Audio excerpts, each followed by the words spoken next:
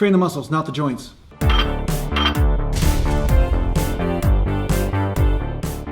So I thought I'd make a video about the Olympia contest, you know, and I know this is a natural bodybuilding channel, but I'm still a bodybuilding fan. I like bodybuilding of all types, you know, it's great to see physiques, whether they're in the unnatural shows or the natural shows. I'm still a big fan of bodybuilding, period, you know. So I thought I'd talk a little bit about Kevin Levrone, or Kevin Levrone. I've never really been able to figure out how to pronounce his name or which way is the right way, but because I've heard his name said so many times in different ways. But I wanted to say he didn't really show up the way we expected. We thought that, you know, based on all the leaks that were going on the internet, that he was going to show up maybe a little bit better than he did, although he looked unbelievable anyway. He looked fantastic.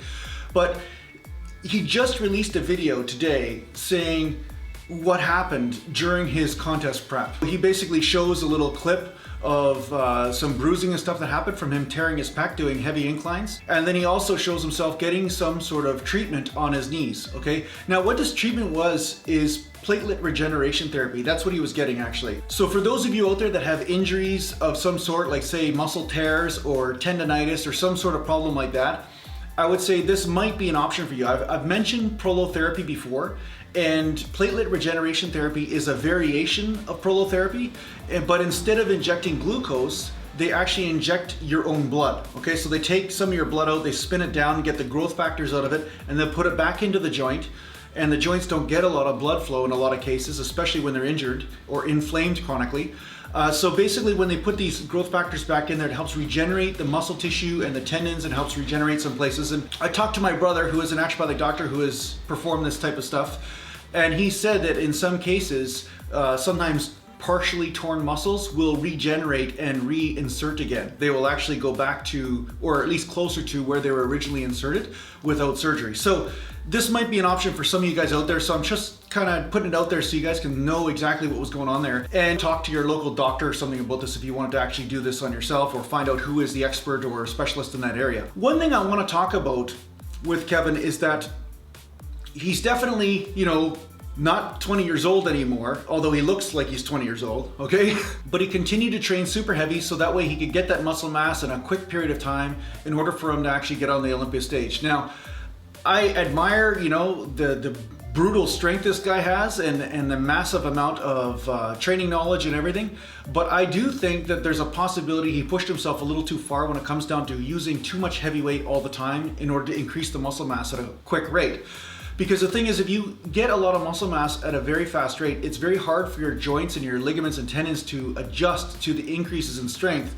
And the way he trains, where he trains 3 or 4 months out of the show and then doesn't train at all for 10 years, like he said, and then to train for a show, I can see how that might have put a little bit of pressure on the tendons and ligaments. The other thing is he's developing some tendonitis in his knees. Now this is not necessarily like he's squatting wrong or doing anything wrong, okay? But what I want to point towards is that something I noticed when I was doing ass to the grass squats and I was actually squatting off of the knees for a period of time.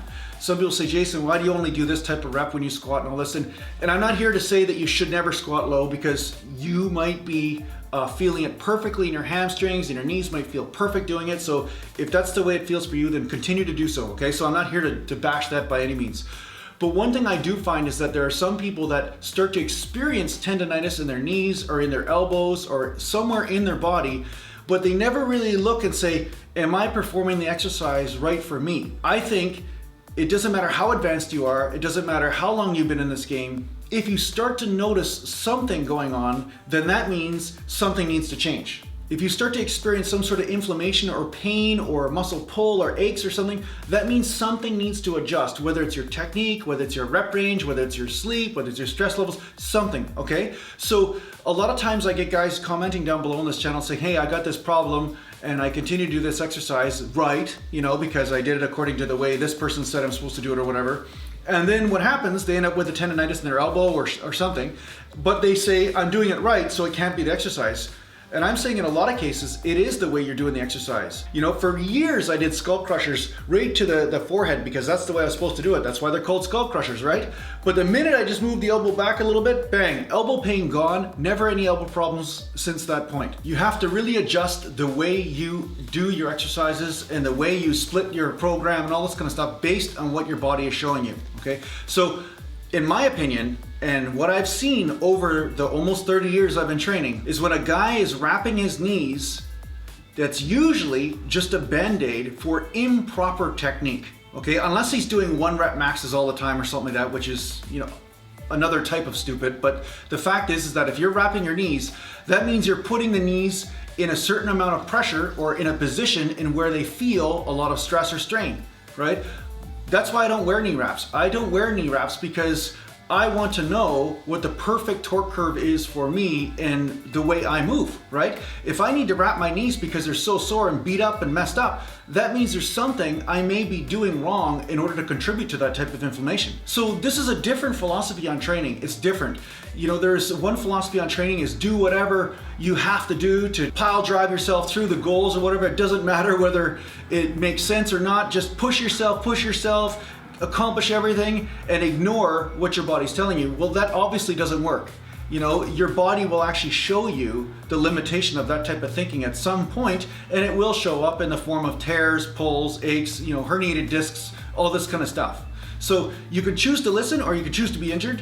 And unfortunately, as a professional athlete like Kevin Levrone, he didn't really have much of a choice because he had set such an overwhelming goal for himself. So he had to push through, and because he said, I have to accomplish this goal at any cost, right? And this is the cost. So it's unfortunate because he's such a great guy and such a nice guy. And I think that, you know, injuries are unavoidable in this game, like I've said before. It's just a matter of, can you lower the amount of damage that's done when you do get an injury? Can you lessen the repercussion, you know? So ultimately it was great to watch, and I was really rooting for him. I was hoping that he would actually come back on stage like the old Kevin Levrone, and in a lot of ways he did. But ultimately this is something that you know, you can learn from, you know, you can watch. You know, these guys are tremendous resources for information and for also experience, because you can watch and see what happens with somebody as they do something a certain way, and then apply that to your own training and say, okay, where am I pushing myself too hard? Where am I ignoring the stimulus that the body's telling me? Where am I, you know, not in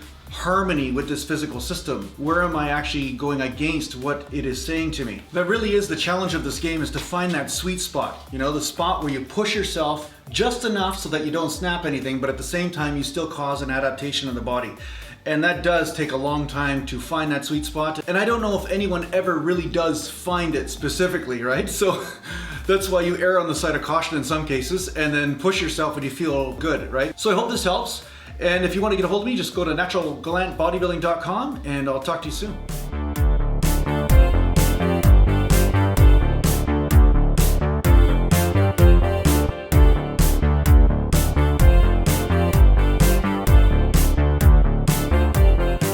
You know, I have some music for purchase at naturalgallantbodybuilding.com, and I make all my music for my videos. The music that's playing in the background right now, I made that too. But if you want to check it out or buy some music, and if you want to use it in your own videos, just shoot me an email and we'll talk about it and go from there. But yeah, check it out at naturalgallantbodybuilding.com. So thanks for watching, and take care for now.